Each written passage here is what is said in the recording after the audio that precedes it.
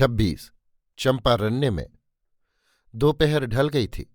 पर्वत की सुदूर उपत्यकाओं में गहरी काली रेखाएं दीख पड़ने लगी थीं, किंतु पर्वत श्रृंग के वृक्ष सुनहरी धूप में चमक रहे थे।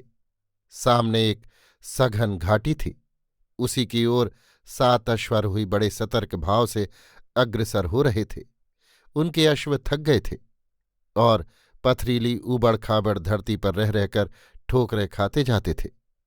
आगे के 2 अश्वों पर कुंडनी और सोम थे।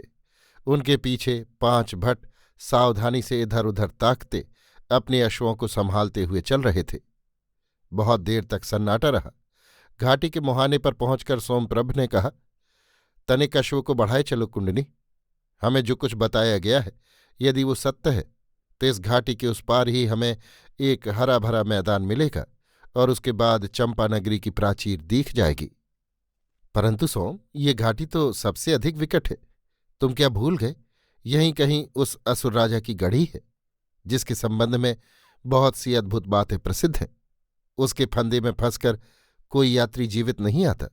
सुना है देवता को वो नित्य नरबलि देता है और उसकी आयु सैकड़ों वर्ष की है। पिता ने कहा था कि वे उसे देख चुके हैं।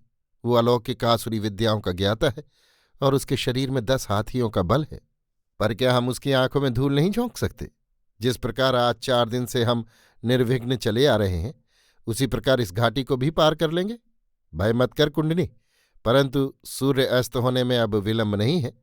हमें सूर्यास्त से प्रथम ही ये अशुभ घाटी पार कर लेनी चाहिए। खूब सावधानी की आवश्यकता है सोम।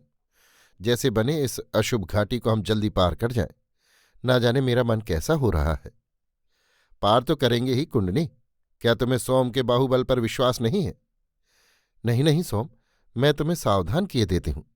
यदि दुर्भाग्य से उस असुर का सामना करना ही पड़ा तो शरीर के बल पर भरोसा न करना, उससे बुद्धि कौशल ही से निस्तार पाना होगा। सोम ने हंसकर कहा, तो कुंडनी, तुम मेरी पथ प्रदर्शिका रही। कुंडनी हंसी नहीं, उसने एक मार्मिक दृष्टि साथी पर डाली और कहा, यही सही। सोम ने अश्व को बढ़ाकर कुंडनी के बराबर किया, फिर कहा, कुंडनी, आचार्य पाद ने कहा था कि तुम मेरी भगनी हो, क्या ये सच है? तुम क्या समझते हो पिता झूठ बोलेंगे? क्यों नहीं, यदि उचित और आवश्यक हुआ तो। और तुम? मैं भी। झूठ से मूर्ख भी भय खाते हैं, जो उसका उपयोग नहीं जानते, जैसे शस्त्र से अनाड़ी डरते हैं। तो तुम्हारी राय में झूठ भी एक शस्त्र है? बड़ा प्रभावशाली। इस बार कुंडनी हंसी। उसने कहा, तुम्हारा तर्क तो काटने के योग्य नहीं है, परंतु पिता ने सत्य कहा था। नहीं नहीं कुंडनी, आर्या मातंगी ने कहा था तुम्हारी एक भगनी है, पर वो कुंडनी नहीं है। सोम, शत्रु को छोड़कर मैं प्रत्येक पुरुष की भगनी हूं। इसका क्या अर्थ है? ये तो गूढ़ बात है। मेरे पिता जैसे गूढ़ पुरुष हैं, वैसे ही उनकी पुत्री भी। तुम उनको समझने की चेष्टा न करो। किंतु मैं कुंडनी। सोम की बात मुंह ही में रही। एक तीर सनसनाता हुआ कुंडनी के कान के पास से निकल गया। कुंडनी ने चीत्कार करके कहा, सावधान, शत्रु निकट है। परंतु इससे प्रथम ही सोम ने अपना भारी बर्छा सामने की झाड़ी को लक्ष्य करके फेंका। झाड़ी हिली और एक क्रंदन सुनाई दिया। सोम खड्ग खींच झाड़ी के पास पहुंचा। कुंडनी और 5 भटों ने भी खड्ग खींच लिए। सबने झाड़ी को घेर लिया। उन्होंने देखा बर्छा एक पुरुष की पसलियों में पार होकर उसके फेफड़े में अटक गया है। जो आहत हुआ है उसका रंग काजल सा काला है, खोपड़ी छोटी और चपटी है, कद नाटा है, नंगा शरीर है, केवल कमर में एक चर्म बंधा है। उस पर स्वर्ण की एक करधनी है, जिस पर कोई खास चिन्ह है। उसके घाव और मुख से खून बह रहा था और वो जल्दी जल्दी सांस ले रहा था। उसके साथ वैसा ही एक दूसरा युवक था। उसने एक भीत मुद्रा से पृथ्वी पर लेटकर सोम को प्रणिपात किया, फिर दोनों हाथ उठाकर प्राण भिक्षा मांगने लगा। सोम ने उसे संकेत से अभय दिया, फिर संकेत ही से कहा, क्या वो असुर है? असुर ने स्वीकार किया। इस पर सोम ने आसुरी भाषा में कहा, वो अपने साथी को देखे मर गया या जीवित है। युवक अपनी ही भाषा में बोलते सुनकर आश्वस्त हुआ। फिर उसने साथी को झाड़ी से निकालकर चित्त लिटा दिया। सोम ने देखा जीवित है पर बच नहीं सकता। उसने एक सैनिक को उसके मुंह में जल डालने को कहा। सैनिक ने जल डाला, पर इसी समय एक हिचकी के साथ उसके प्राण निकल गए। सोम ने अब दूसरे तरुण को अच्छी तरह देखा। उसकी करधनी ठोस सोने की थी तथा उसकी आंखों में खास तरह की चमक थी। सोमप्रभ ने उससे पूछा, क्या वो असुरराज शंबर का आदमी है? शंबर के नाम पर वो झुका। उसने स्वीकृति सूचक सिर हिलाया। सोम ने पूछा, क्या तुम अपने प्राणों के मूल्य पर हमें चंपा का मार्ग प्रदर्शन कर सकते हो? युवक ने स्वीकृति दी, परंतु अत्यंत भयभीत होकर घाटी की ओर हाथ उठाकर 2-3 बार शंबर नाम का जोर जोर से उच्चारण किया। सोम ने कहा, क्या उधर जाने में खतरा है? हाँ। चंपा जाने का कोई दूसरा मार्ग है? है, किंतु बहुत लंबा है। कितना समय लगेगा? 1 सप्ताह। और इस घाटी के मार्ग से? 1 दिन। सोम ने कुंडनी से कहा, लाचारी है, हमें खतरा उठाना ही पड़ेगा। हम 1 सप्ताह तक रुक नहीं सकते। उसने तरुण से कहा, हमें घाटी का मार्ग दिखाओ। तरुण असुर ने अत्यंत भय मुद्रा दिखाकर उंगली गर्दन पर फेरी। सोम ने अपना खड्ग ऊंचा करके कहा, चिंता मत करो। असुर ने कहा, खड्ग से आप बच नहीं सकेंगे। परंतु सोम ने उधर ध्यान नहीं दिया। वे अश्व पर सवार हुए, कुंडनी को भी सवार कराया और आगे आगे युवक को करके घाटी की ओर अग्रसर हुए। एक बार उन्होंने तरुणासुर की छाती पर बर्छा रखकर कहा, यदि दगा की तो मारे जाओगे। तरुण ने नेत्रों में करुण मुद्रा भरकर प्रणिपात किया, फिर स्वर्ण करधनी का चिन्ह छूकर प्राणांत सेवा का वचन दिया। आगे आगे तरुण, पीछे अश्व पर सोम और कुंडनी और उनके पीछे 5 सैनिक द्रुत गति से आगे बढ़ने लगे। पर ज्यों ज्यों घाटी के नीचे उतरते गए, उनका भय आतंक बढ़ता ही गया। उन्हें एक अशुभ भावना का आभास होने लगा। सोम ने धीरे से कहा, कुंडनी, क्या हम खतरे के मुंह में जा रहे हैं? मालूम तो ऐसा ही होता है। तब क्या लौट चले? अब संभव नहीं है। क्या तुम भयभीत हो? व्यर्थ है। और बातें नहीं हुई। कुछ देर चुपचाप सब चलते रहे। घाटी में अंधकार बढ़ता गया। तरुण ने एक झरना दिखाकर कहा, अब आज इससे आगे जाना ठीक नहीं। सोम ने भी यही ठीक समझा। सब घोड़ों से उतर पड़े। घोड़े रास के सहारे बांध दिए गए। वे हरी हरी घास चरने लगे। सोम ने तरुण असुर से कहा, यहाँ आखेट है? वो कुछ मुस्कुराता हुआ सिर हिलाता कहीं चला गया और थोड़ी देर में बहुत सी जड़ें और कुछ जंगली फल उठा लाया। सबने वही खाया। फिर बारी बारी से एक एक सैनिक को पहरे पर तैनात कर दोनों सो गए। थकान के कारण उन्हें तुरंत ही गहरी नींद आ गई। 27 शंबर असुर की नगरी में। अकस्मात जैसे हृदय में धक्का खाकर सोमप्रभ की आंखें खुल गईं। उसने देखा उसके हाथ पांव कसकर बंधे हैं और एक असुर तरुण स्वप्निल सा कुंडनी के हाथ पांव बांध रहा है और वो बेसुध है। 5 सैनिकों की भी वही दशा है। वे सब के सब बेसुध पड़े हैं। उसने इधर उधर देखा। सामने कोई 10 गज के अंतर पर एक विशेष प्रकार की आग जल रही थी, जिसमें से नीली और बैंजनी रंग की लौ निकल रही थी। उसमें से विचित्र सी गंध निकलकर हवा में फैल रही थी। उस हवा में श्वास लेने से सोमप्रभ को ऐसा मालूम हुआ जैसे उसके शरीर से जीवन शक्ति का लोप हो गया हो। उसने ये भी देखा कि उसके संपूर्ण शस्त्र उसके अंग पर ही है, पर वो उनका कोई उपयोग नहीं कर सकता। उसने जोर से चिल्लाकर कुंडनी को पुकारना चाहा, पर उसके मुंह से एक शब्द भी नहीं निकला। इस बीच में तरुण असुर कुंडनी को बांध चुका था। अकस्मात उसके हृदय में एक ऐसी तीव्र इच्छा उत्पन्न हुई कि वो चुपचाप उठकर एक ओर को चल दिया। एक बार पीछे फिरकर ये देखकर उसे बड़ा आश्चर्य हुआ कि कुंडनी चुपचाप स्वप्निल व्यक्ति की भांति पीछे चली आ रही है। यही दशा उसके अश्वों और भटों की भी थी। उन्हें वही तरुण लिए जा रहा था। उसने अब भी बोलने, कुंडनी से बातचीत करने और कहाँ जा रहा है ये विचारने की चेष्टा की, पर सब बेकार। वो मंत्र प्रेरित सा आगे बढ़ा चला जा रहा था और उसके पीछे कुंडनी और उसके अश्व और भट चले आ रहे थे। उन्हें ऐसा प्रतीत हो रहा था मानो कोई रस्सी से बांधकर उन्हें खींचे लिए जा रहा है। पीछे वही तरुण था। वो रुक रुक कर कुछ शब्द कहता जाता था। कभी कभी वन के बीच उपत्यका को प्रतिध्वनित करती हुई एक रोमांचकारी ध्वनि आती थी और उसी ध्वनि के उत्तर में वो तरुण असुर कोई अस्पष्ट शब्द उच्च स्वर से मानो चीख कर किंतु बेबसी की हालत में उच्चारण कर रहा था। पूर्व में सफेदी फैलने लगी और तारे धुंधले हो गए। ये यात्री चलते ही गए। अब किसी अदृश्य प्रेरणा से प्रेरित हो उन्होंने एक गहन गुफा में प्रवेश किया। गुफा में बिल्कुल अंधकार था, पर तरुणासुर ने क्षण भर में वैसा ही नीला और बैंजनी रंग का प्रकाश उत्पन्न कर दिया। उसी के क्षीण प्रकाश में उन्होंने देखा गुफा खूब लंबी चौड़ी और बड़ी है। वे उसमें भीतर ही भीतर चलते गए।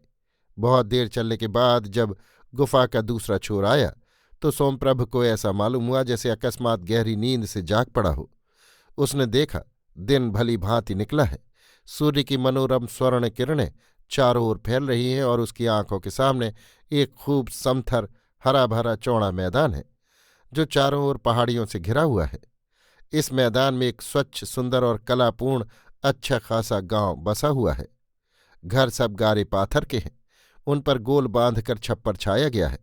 बांसों को गाड़कर अहाते बनाए गए हैं। सड़कें खूब चौड़ी और साफ हैं। पशु पुष्ट और उनके गवाट कलापूर्ण ढंग से बने हैं। असुर तरुणियां सुरमे के रंग की चमकती देह पर लाल मूंगे तथा हिमधवल मोतियों की माला धारण किए, चर्म के लहंगे पहने और कमर में स्वर्ण की करधनी तथा हाथों में स्वर्ण के मोटे मोटे कड़े पहने कौतूहल से इन विवश बंदियों का आगमन देख रही थीं। असुर बालक उन्हें क्रीड़ा और मनोरंजन की सामग्री समझ रहे थे। रूप सी कुंडनी संपूर्ण असुर बालाओं और युवती जनों की स्पर्धा की वस्तु हो रही थी। वो लाल शाल कमर में बांधे तथा उत्तरीय वासक को वक्ष में लपेटे सर्पणी के समान लहराते सघन केशों को चांदी के समान उज्ज्वल मस्तक पर धारण किए साक्षात वन देवी सी प्रतीत हो रही थी। सोमप्रभ के निकट जाकर उसने कान में कहा, सोम, जिस असुरपुरी की चर्चा लोग कहानियों में करते थे वो आज हम परम सौभाग्य से अपनी आंखों से देख रहे हैं।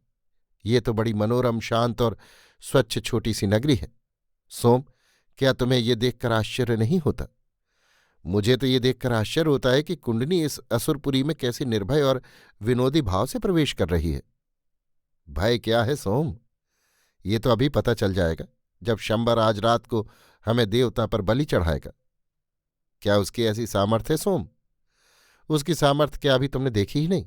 नगर में घुसने के पूर्व तक हम लोग कैसे मूढ़ बने से माया के वशीभूत इस असुरपुरी में खिंचे चले आए। सची तो यहां हम कैसे आ गए? ये तो बड़े आश्चर्य की बात है। उसी आसरी माया के बल पर।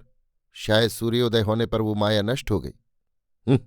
पर अब तो मैं पूर्ण सावधान हूं, और जब तक मैं सावधान हूं शत्रु से डर नहीं सकती। ऐसी वीरांगना को संगनी पाकर मैं कृतार्थ हुआ कुंडनी। अफसोस यही है कि तुम्हें जीवन संगनी कदाचित न बना सकूं। कुंडनी ने विषादपूर्ण हंसी हंसकर कहा, यदि आज ही रात को असुर हमें देवता पर बलि चढ़ा दे तब तो तुम्हारी साध पूरी हो जाएगी। तुम मुझे जीवन संगनी ही समझ लेना। परंतु सोम, क्या तुम बहुत भयभीत हो? क्या भय की कोई बात नहीं है कुंडनी? हम शत्रुपुरी में हैं और विवश हैं, यही तो। इससे साहस खो बैठे। तक्षशिला में तुमने इतना ही पुरुषार्थ संचय किया था सोम। सोम एकटक कुंडनी के तेजपूर्ण मुख को ताकने लगा। उसने इसके मद भरे उनींदे नेत्रों में प्यासी चितवन फेंक कर कहा, ये कौन सी सामर्थ्य तुम्हारे भीतर से बोल रही है कुंडनी? कुंडनी ने हंसकर कहा, सोम, तुम भी तो एक समर्थ पुरुष हो। यदि मेरे हाथ पैर बंधन मुक्त हो और मेरा खड्ग मेरे पास हो तो मुझे इन असुरों की परवाह नहीं। ओह, फिर वही शारीरिक बल की बात कह रहे हो सोम?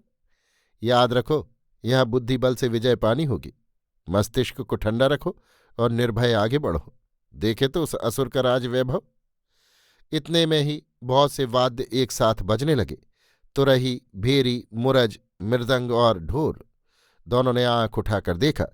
सामने लाल पत्थर का एक प्रशस्त दुर्ग है। उसके गोखों से असुर योद्धा सिर निकाल निकाल कर बंदियों को देख रहे हैं।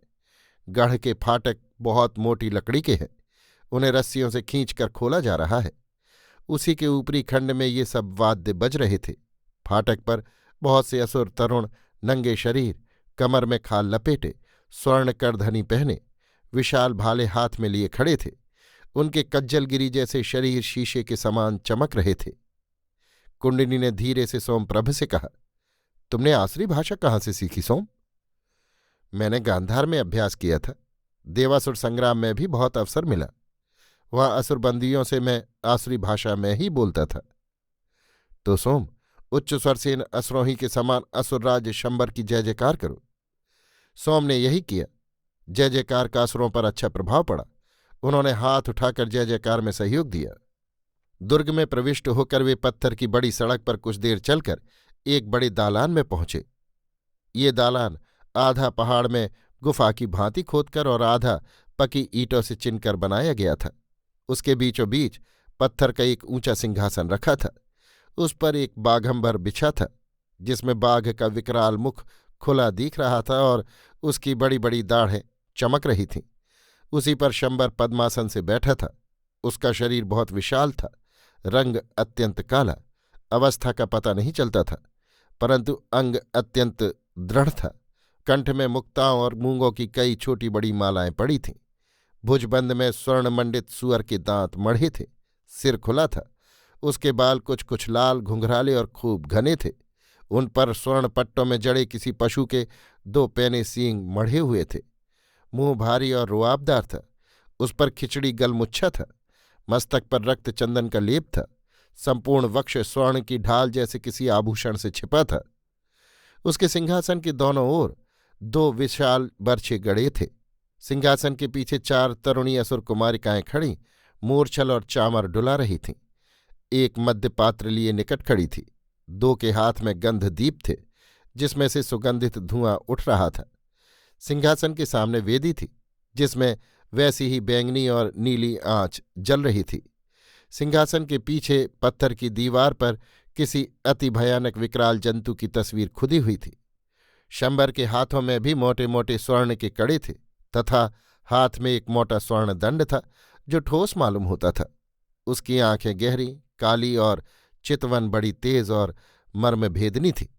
2 बूढ़े असुर, जिनकी वेशभूषा लगभग राजा ही के समान थी, सिंहासन के नीचे व्याघ्र चर्म पर बैठे थे। सोम ने एक बार भली भांति असुरराज के दरबार को देखा और धीरे से कुंडनी के कान में कहा, इस असुर के पास तो स्वर्ण का बड़ा भंडार दीख पड़ता है। चुप, उच्च स्वर से असुर का अभिनंदन करो।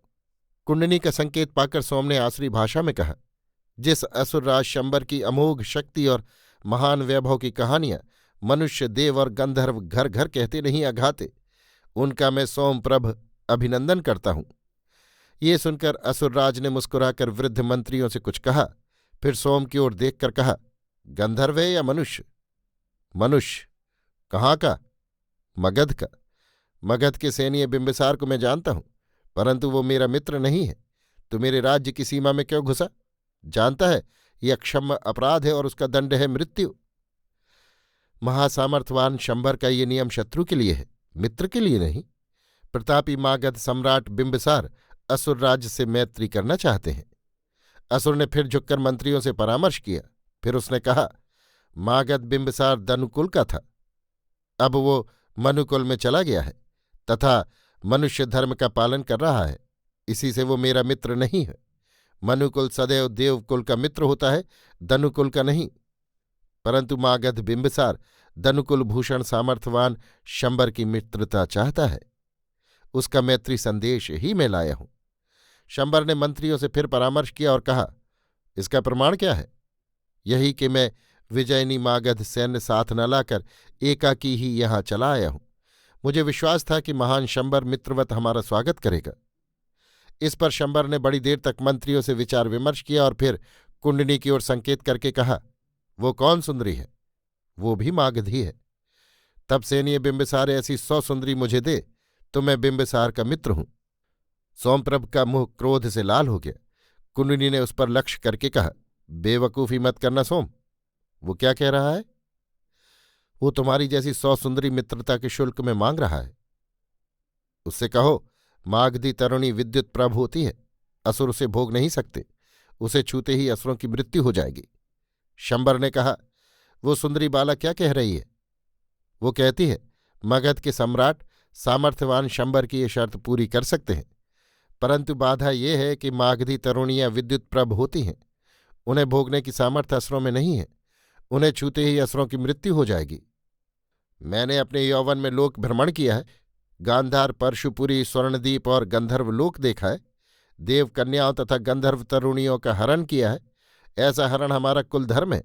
इन सभी देव गंधर्व बालाओं को भोगने में हम असुर समर्थ हैं, तब मागधी बाला को क्यों नहीं? सोमप्रभ को इधर उधर करते देख कुंडिनी ने कहा, अब वो क्या कहता है? असुर का अभिप्राय जान कुंडिनी ने कहा, उससे कहो मागधी बाला को देवी वर है, वो असुरों के लिए अगम्य और अस्पृश्य है। यही बात सोम ने कह दी। तब असुर ने कहा, अच्छा, फिर यहाँ एक मागधी तरुणी है ही, इस पर असुरों की परीक्षा कर ली जाएगी। सोमप्रभ लाल लाल आंखें करके शंबर की ओर देखने लगा। कुंडिनी ने कहा, अब उसने क्या कहा सोम? वो पाजी कहता है इसी तरुणी पर असुरों की परीक्षा कर ली जाएगी। कुंडिनी ने तनिक हंसकर कहा, क्रुद्ध मत हो, उससे कहो वो नागपत्नी है। यदि असुर इस परीक्षा में प्राण संकट का खतरा उठाना चाहे तो ऐसा ही हो। शंबर ने क्रुद्ध होकर कहा, वो बाला हंसकर क्या कह रही है रे मनुष्य? सोम ने कहा, वो कह रही है कि यदि असुर प्राण संकट का खतरा उठाकर ये परीक्षण करना चाहते हो तो ऐसा ही हो, परंतु वो नागपत्नी है और स्वयं नागराज वासुकी उसकी रक्षा करते हैं। असुरराज ने मंत्रियों से सलाह करके कहा, इसकी जल्दी नहीं है मनुष्य, इस पर फिर विचार कर लिया जाएगा। अभी तो असुरपुरी में हमारा अतिथि रहे। फिर उसने मंत्रियों को संबोधित करके कहा, आज इन मनुष्यों के लिए नृत्य पानोत्सव हो, सब पौरों को खबर हो, ढोल पीटे जाए। फिर उसने सोम की ओर घूमकर कहा, तुझे भय नहीं है, किंतु यदि मागध बिंबिसार मित्रता की शर्त पूरी नहीं करेगा तो प्रथम इस मागध सुंदरी को और फिर तेरी देवता के सामने बलि दूंगा। अभी तू जाकर आहार विश्राम कर। उसने बाण के समान पैनी दृष्टि से सोम को देखा और उंगली उठाई। फिर असुर तरुणों से कहा, इन मनुष्यों के शस्त्र हरण करके बंधन खोल दो। असुरराज ये कहकर आसन से उठकर भीतर चला गया। बंदीगण भी अपने आश्रय स्थल को लौटे। 28 कुंडिनी का अभियान। इस असुरपुरी में जितनी स्वतंत्रता सोम को प्राप्त थी, उस सब का संपूर्ण उपभोग करके सूर्यास्त के समय अत्यंत थकित और निराश भाव से उसने उस गुफा द्वार में जब पैर रखा जहां उनके ठहरने की व्यवस्था थी, तो वहां का दृश्य देख वो एक बारगी ही चीत्कार कर उठा। कुंडिनी गुफा के मध्य में एक शिलाखंड पर बिछे बागंबर पर बैठी थी। उसके हाथ में उसका पूर्व परिचित वही विषधर नाग था। नाग उसके कंठ में लिपट रहा था और उसका हाथ भर चौड़ा फन कुंडिनी के हाथ में था। कुंडिनी की आंखों से आज जैसे मद की ज्वाला निकल रही थी। वे जैसे अगम सागर पर तरणी की भांति तैर रही थीं। सर्प की हरी मरकत मणि जैसी आंखें उन आंखों से युद्ध कर रही थीं। इसी अभूतपूर्व और अतर्कित नेत्र युद्ध को देखकर सोम चीत्कार कर उठा था, परंतु उसके चीत्कार करते ही कुंडिनी ने चुटकी ढीली कर दी। सर्प ने उसके मृदुल ओठों पर दंश किया। सोम ने झपटकर सर्प को उसके हाथ से छीनकर दूर फेंक दिया और हाँफते हाँफते कहा, ये तुमने क्या किया कुंडिनी? तुम बड़े मूर्ख हो सोम। अगर नाग मर गया तो?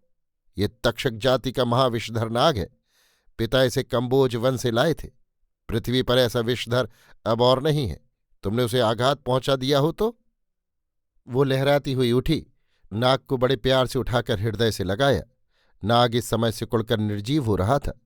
उसका तेज दर्प जाता रहा था। सोम ने कहा, कुंडिनी, तुम्हारा अभिप्राय मैं समझ नहीं सका। आचार्य ने मुझे तुम्हारा रक्षक बनाया है तो रक्षक ही रहो सोम। अभिप्राय जानने की चेष्टा न करो। कुंडिनी ने भ्रू कुंचित करके कहा, तो तुम ये क्या कर रही हो, कहो। जो उचित था वही। क्या आत्मघात? दंश से क्या मेरा घात होता है? उस दिन देखा नहीं था। तुम कौन हो कुंडिनी? सोम ने घोर संदेह में भरकर कहा। पिता ने कहा तो था, तुम्हारी भगनी। अब और अधिक न पूछो। अवश्य पूछूंगा कुंडिनी, हम घोर संकट में हैं। मैंने तमाम दिन इधर उधर घूमने और भाग निकलने की युक्ति सोचने में लगाया है, पर सब व्यर्थ प्रतीत होता है। कहने को शंबर असुर ने हमें स्वतंत्रता दी है, पर हम पूरे बंदी हैं कुंडिनी। सो बंदी तो हैं ही। तुम दिन भर भटकते क्यों फिरे? तुम्हें विश्राम करना चाहिए था। गुफा में काफी ठंड थी, खूब नींद ले सकते थे। इस विपत्ति में नींद किसे आ सकती थी कुंडिनी? पर विपत्ति की संभावना तो रात्रि ही को थी ना, भोज के बाद, और तब तक हमें पैर फैलाकर सोना चाहिए था। निश्चय, उससे अब तुम स्वस्थ, ताजा और फुर्तीले हो जाते और भय का बुद्धिपूर्वक सामना करते। तुम अद्भुत हो कुंडिनी, कदाचित तुम्हें असुर का भय नहीं है। असुर से भय करने ही को क्या कुंडिनी बनी हूं? तुम क्या करना चाहती हो कुंडिनी, मुझसे कहो। इसमें कहना क्या है? शंबर या तो हमारे मैत्री संदेश को स्वीकार करे, नहीं तो आज सब असुरों सहित मरे। उसे कौन मारेगा? क्यों कुंडिनी? सोम अवज्ञा की हंसी हंसा, पर तुरंत ही गंभीर होकर बोला, मैं तुम्हारे रहस्य जानना नहीं चाहता, परंतु तुम्हारी योजना क्या है? कुछ मुझे भी तो बताओ ताकि सहायता कर सकूं। सोम, तुम युवक हो और योद्धा हो, तथाच गुरुतर राजकार्य में नियुक्त हो। मैं तुम्हारी अपेक्षा अल्पवयस्का एवं स्त्री हूं। फिर भी सोम, इस समय तुम मुझ पर निर्भर रहो। शांत, प्रत्युत्पन्नमति और तत्पर, तुमने जिसे अपघात समझा है वो शत्रुनाश की तैयारी है सोम। परंतु किस प्रकार, वो समय पर देखना। अभी मुझे बहुत काम है। तुम थोड़ा सो लो, फिर हमें विकट साहस का प्रदर्शन करना होगा। मैं जानती हूं असुर अर्धरात्रि से पूर्व भोजन नहीं करते। तो तुम मुझे बिल्कुल निष्क्रिय रहने को कहती हो। कहा तो मैंने भाई, शांत रहो, तत्पर रहो और प्रत्युत्पन्नमति रहो। फिर निष्क्रिय कैसे? पर मेरे शस्त्र, वे छिन गए हैं तो क्या हुआ, बुद्धि तो है। कदाचित है। सोम खिन्न होकर एक भैंसी की खाल पर चुपचाप पड़ रहा। थोड़ी ही देर में उसे नींद आ गई। बहुत देर बाद जब कुंडली ने उसे जगाया तो उसने देखा कई असुर योद्धा गुफा के द्वार पर खड़े हैं। अनेकानेक के हाथ में मशाल है और बहुतों के हाथ में विविध वाद्य हैं। एक असुर जो प्रौढ़ था, वक्ष पर स्वर्ण का एक ढाल बांधे लंबा भाला लिए सबसे आगे था।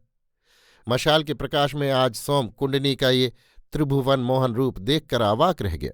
उसकी सघन श्याम केश राशि मनोहर ढंग से चांदी जैसे उज्ज्वल मस्तक पर सुशोभित थी। उसने मांग में मोती गूंथे थे। लंबी चोटी नागिन के समान चरण चुंबन कर रही थी। बिल्व स्तनों को रक्त कौशे से बांधकर उस पर उसने नीलमणि की कंचुकी पहनी थी। कमर में लाल दुकूल और उस पर बड़े बड़े पन्नों की कसी पेटी उसकी क्षीण कटी ही की नहीं, पीन नितंबों और उरोजों के सौंदर्य की भी अधिक वृद्धि कर रही थी। उसने पैरों में नूपुर पहने थे, जिनकी झंकार उसके प्रत्येक पाद विक्षेप से हृदय को हिलाती थी।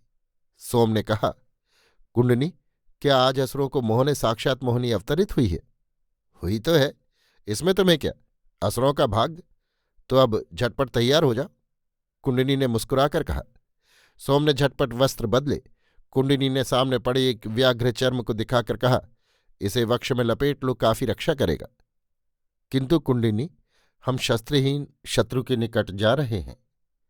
मैंने जिन 3 शस्त्रों की बात कही है उन्हें यत्न से रखना सोम, फिर कोई भय नहीं है। अर्थात शांत, तत्पर और प्रत्युत्पन्नमति रहना, बस यही।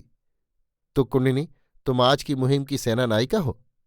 ऐसा ही हो सोम, अब चलें। कुंडनी बाहर आई। उसने अधिकारपूर्ण स्वर में साफ मागधी भाषा में असुर सरदार को आज्ञा दी, सैनिकों से कह बाजा और मशाल लेकर आगे आगे चलें। कुंडनी के संकेत से कुंडनी की आज्ञा सोम ने असुर सरदार को सुना दी। उस रूप के तेज से तप्त असुर सरदार ने विनयावनत हो कुंडनी की आज्ञा का पालन किया। कुंडनी ने फिर सोम के द्वारा उनसे कहलाया, तुम सब हमारे पीछे पीछे आओ। और वो छम से घुंघरू बजाती विद्युत प्रभा की साक्षात मूर्ति सी उस मार्ग को प्रकाशित करती असुरपुरी के राजमार्ग पर आगे बढ़ी। पीछे सैकड़ों असुर सरदार उत्सुक होकर साथ हो लिए। सोम ने धीरे से कहा, मायावनी कुंडनी, इस समय तो ऐसा प्रतीत होता है जैसे तुम ही इस असुर निकेतन की स्वामिनी हो, और संपूर्ण असुरों के प्राणों की भी। उसने कुटिल मुस्कान में हास्य किया। 29 असुर भोज। दुर्ग के बीचों बीच जो मैदान था, उसी में भोज की बड़ी भारी तैयारियां हुई थीं। बीचों बीच एक बड़े भारी अग्निकुंड में महाचिता के समान आग जल रही थी और उस पर एक समूचा भैंसा भूना जा रहा था। बहुत से असुर बालक, बालिका, तरुणियां, वृद्धाएं और वृद्ध असुर शोर करते आग के इधर उधर घूम रहे थे। ज्यों ही कुंडनी ने सोमप्रभ का हाथ पकड़कर रंगभूमि में प्रवेश किया, चारों ओर कोलाहल मच गया। मंच पर बीचों बीच एक ऊंचे शिलाखंड पर व्याघ्र चर्म बिछा था। ये संभवतः शंबर के लिए था, परंतु कुंडनी असीम साहस करके सोम का हाथ पकड़ उसी शिलाखंड पर जा बैठी। असुर सुंदरियां और मंत्रीगण घबरा गए। शंबर क्या ये सहन कर सकेगा? असुर अपने राजा का बल और क्रोध जानते थे, पर कुंडनी उसकी दुर्बलता जान गई थी। उसने सोम से कहा, असुरों से कहो सोम, सुराभांड यहां ले आए। सोम के कहने पर कई असुर तरुण सुराभांड वहीं ले आए। इसी बीच जोर से बाजे बजने लगे।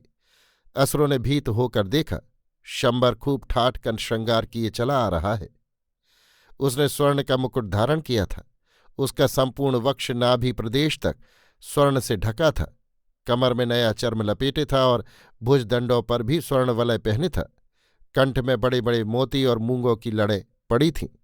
मुकुट के दोनों ओर स्वर्ण मंडित 2 पशुओं के तीक्ष्ण सींग लगे हुए थे। सोम ने कहा, कुंडिनी, असुरराज का सिंहासन छोड़ दे। कुंडिनी ने सोम की बात पर ध्यान न दे उससे एक वाक्य आसुरी भाषा में झटपट सीखकर ज्यों ही शंबर सीढ़ी चढ़ रंगभूमि में प्रविष्ट हुआ, शिलाखंड पर खड़ी हो चिल्लाकर कहा, महासामर्थ्यवान शंबर के स्वास्थ्य और दीर्घायु के नाम पर। और उसने प्याले भर भर कर असुरों को देने प्रारंभ किए। तरुण और वृद्ध असुर इस आनंद सुंदरी मानुषी बाला के हाथ से मद्य पी पी कर उच्च स्वर में चिल्लाने लगे। महासामर्थ्यवान शंबर के दीर्घ जीवन के नाम पर क्षण भर खड़े रहकर असुर राज ने ये दृश्य देखा और फिर वो मुस्कुराकर अपना स्वर्ण दंड ऊंचा उठाए आगे बढ़ा। उसने दोनों हाथ फैलाकर कहा, मुझे भी दे मानुषी एक भांड मद्य, मुझे भी अपने हाथों से दे। कुंडिनी खट से शिलाखंड से कूद पड़ी। उसके हाथ में मद्य भरा पात्र था। उसने नृत्य करके नेत्रों से लीला विस्तार करते और भांति भांति की भाव भंगी दिखाते हुए शंबर के चारों ओर घूम घूम कर नृत्य करना प्रारंभ किया। उसका वो मद भरा यौवन, वो उज्ज्वल मोहक रूप, उसकी वो अद्भुत भावभंगी, इन सब को देख शंबर काम विमोहित हो गया। उसने कहा, दे मानुषी, मुझे भी एक भांड दे। पर कुंडिनी ने और भी विलास प्रकट किया। वो मध्य भांड को शंबर के ओठों तक ले गई और फिर बिजली की तरह तड़प कर वो भांड बूढ़े असुर सचिव के मुंह से लगा दिया। बूढ़ा असुर चप चप करके सब मद्य पी गया और ही करके हंसने लगा। कुंडिनी का संकेत पाकर सोम ने दूसरा भांड कुंडिनी के हाथ में दिया। शंबर उसके लिए विवहलो जीभ चटकारता हुआ आगे बढ़ा, पर कुंडिनी ने फिर वही कौशल किया और भांड एक तरुण असुर के होंठों से लगा दिया। सब असुर कुंडिनी को घेर कर नाचने लगे। शंबर अत्यंत विमोहित हो उसके चारों ओर नाचने और बार बार मद्य मांगने लगा। कुंडिनी ने एक बार एक पूरा घड़ा मद्य का हाथ में उठा लिया। उसे कभी सिर और कभी कंधे तथा कभी वक्ष पर लगाकर उसने ऐसा अद्भुत नृत्य कौशल दिखाया कि असुर मंडल उन्मत्त हो गया। फिर उसने सोम के कान में कहा, इन मूर्खों से चिल्लाकर कहो, खूब मद्य पियो मित्रों, स्वयं ढालकर सामर्थ्यवान शंबर के नाम पर। सोम के ये कहते ही सामर्थ्यवान शंबर के नाम पर यही शब्द उच्चारण करके सारे असुर दल ने सुरा भांडों में मुंह लगा दिया। कोई चषक में ढालकर और कोई भांड ही में मुंह लगाकर गटागट मद्य पीने लगे। कुंडिनी ने हंसते हंसते सुरा भांड शंबर के मुंह से लगा दिया। उसे दोनों हाथों से पकड़कर शंबर गटागट पूरा घड़ा मद्य कंठ से उतार गया। कुंडिनी ने संतोष की दृष्टि से सोम की ओर देखकर कहा, अब ठीक हुआ, पिलाओ इन मूर्खों को, आज ये सब मरेंगे। सोम, तुम अद्भुत हो कुंडिनी, सोम ने कहा और वो असुरों को मद्य पीने को उत्साहित करने लगा। मद्य असुरों के मस्तिष्क में जाकर अपना प्रभाव दिखाने लगी। वे खूब हंसने और आपस में हंसी दिल लगी करने लगे। स्त्रियों और बालकों ने खूब मद्य पिया। बहुत से तो वहीं लौट गए, पर सोम प्रभु ने और भी मद्य पीने को उत्साहित कर रहे थे। बुद्धिहीन मूर्ख अंधाधुंध पी रहे थे। शंबर का हाल बहुत बुरा था। वो सीधा खड़ा नहीं रह सकता था, पर कुंडिनी उसे नचा रही थी। वो हंसता था, नाचता था और असरी भाषा में न जाने क्या क्या अंड बंड बक रहा था। सिर्फ बीच में मानुषी मानुषी शब्द ही वो समझ पाती थी। अवसर पाकर उसने सोम से कहा, क्या कह रहा है ये असुर? प्रणय निवेदन कर रहा है कुंडिनी, तुझे अपनी असुर राजमहिषी बनाना चाहता है। कुंडिनी ने हंसकर कहा, कुछ कुछ समझ रही हूं सोम, ये असुरराज मेरे सुपुर्द रहा। उन सब असुरों को तुम आकंठ पिला दो, एक भी सावधान रहने न पावे, भांडों में एक बूंद मद्य न रहे। उन असुरों से निश्चिंत रहे कुंडिनी, वे तेरे हास्य से ही अधमरे हो गए हैं। मारे वे सब? कुंडिनी ने हंसकर कहा। शंबर ने कुंडिनी की कमर में हाथ डालकर कहा, मानुषी मेरे और ने कटा। कुंडिनी ने कहा, अभागे असुर, तू मृत्यु को आलिंगन करने जा रहा है। शंबर ने सोम से कहा, वो क्या कहती है रे मानुष? सोम ने कहा, वो कहती है आज आनंदोत्सव में सब योद्धाओं को महाशक्तिशाली शंबर के नाम छक्कर मद्य पीने की आज्ञा होनी चाहिए। पिए वे सब? शंबर ने हंसते हंसते कहा और कुंडिनी ने और एक घड़ा शंबर के मुंह से लगा दिया। उसे पीने पर शंबर के पांव डगमगाने लगे। कुछ असुरों ने आकर कहा, भोज भोज, अब भोज होगा। शंबर ने यथासंभव संयत होकर हिचकियां लेते हुए कहा, मेरी इस मानुषी सुंदरी के सम्मान में सब कोई खूब पियो अनुमति देता हूं, खूब खाओ पियो, मुझे सहारा दे मानुषी और मगध मानो, तू भी स्वच्छंद खा पी। फिर वो कुंडिनी पर झुक गया। सोम से असुर का अभिप्राय समझकर कुंडिनी ने असुर को उसी शिलाखंड पर बैठाया। उसकी एक बगल में आप बैठी और दूसरी बगल में सोम को बैठने का संकेत किया। समूचा भैंसा जो आग पर भूना जा रहा था खंड खंड किया गया। सबसे प्रथम उसका सिर एक बड़े थाल में लेकर 50-60 तरुणियों ने शंबर के चारों ओर घूम घूम कर नृत्य करना और चिल्ला चिल्ला कर गाना आरंभ कर दिया। भैंसे के सिर का वो थाल एक से दूसरी के हाथों हस्तांतरित होता। जिसके हाथ में वो थाल जाता वो तरुणी गीत की नई कड़ी गाती, फिर उसे सब दोहराकर चारों ओर घूम घूम कर नृत्य करती। अंततः एक सुसज्जित तरुणी असुर सुंदरी ने घुटनों के बल बैठकर वो थाल शंबर को अर्पण कर दिया। शंबर ने छुरा उठाया, भैंसे की जीभ काट ली और उसे स्वर्ण के एक पात्र में रख खड़े होकर उसे कुंडनी को पेश करके कुछ कहा। कुंडनी ने सोम से पूछा, क्या कह रहा है ये? तेरा सर्वाधिक सम्मान कर रहा है। जीभ का निवेदन सम्मान का चिन्ह है। तुझे मेरी ओर से धन्यवाद दे दो सोम। सोम ने आसुरी भाषा में पुकार कर कहा, महान शंबर को मागध सुंदरी अपना हार्दिक धन्यवाद निवेदन करती है। पियो मित्रों, इस मागध सुंदरी के नाम पर एक पात्र। मागध सुंदरी कहकर शंबर एक बड़ा मध्य पात्र लेकर नाचने लगा। अन्य असुर भी पात्र भरकर नाचने लगे। असुरों की हालत अब बहुत खराब हो रही थी। उनके नाक तक शराब ठुस गई थी और उनमें से किसी के पैर सीधे न पड़ते थे। अब उन्होंने भैंसे का मांस हबर हबर करके खाना प्रारंभ किया। कुंडनी ने कहा, भांडों में अभी सुरा बहुत है सोम, ये सब इन नीच असुरों की उदरदारी में उड़ेल दो। सोम ने फिर सुरा ढालकर असुरों को देना प्रारंभ किया और कुंडनी शंबर को पिलाने लगी। शंबर ने हकलाकर कहा, मानुषी अब तू नाच। उसका अभिप्राय समझकर कुंडनी ने संकेत से सोम से कहा कि अब समय है, अपना मतलब साधो।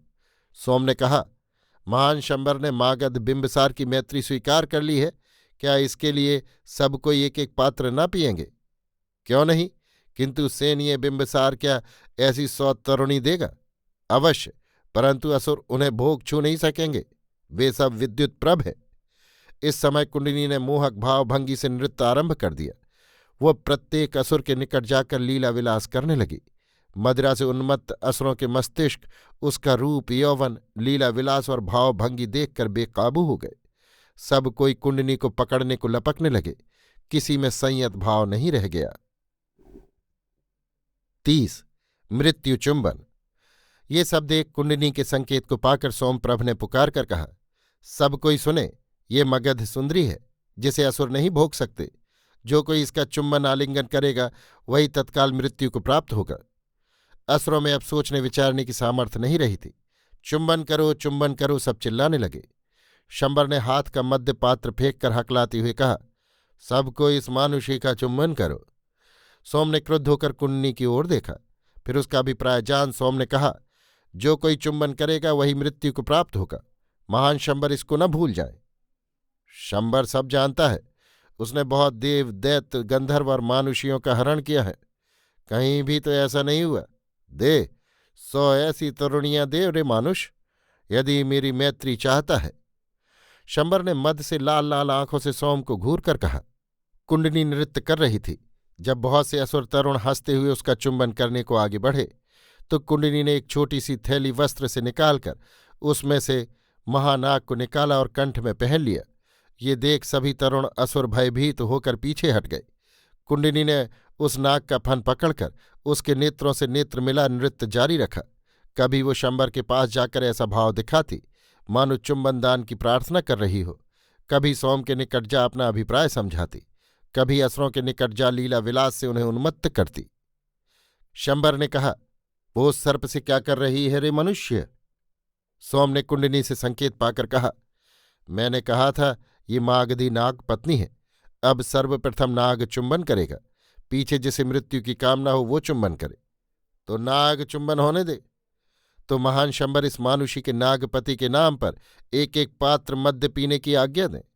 शंबर ने उच्च स्वर से सबको आज्ञा दी। फिर असुरों ने मद्य के बड़े बड़े पात्र मुंह से लगा लिए।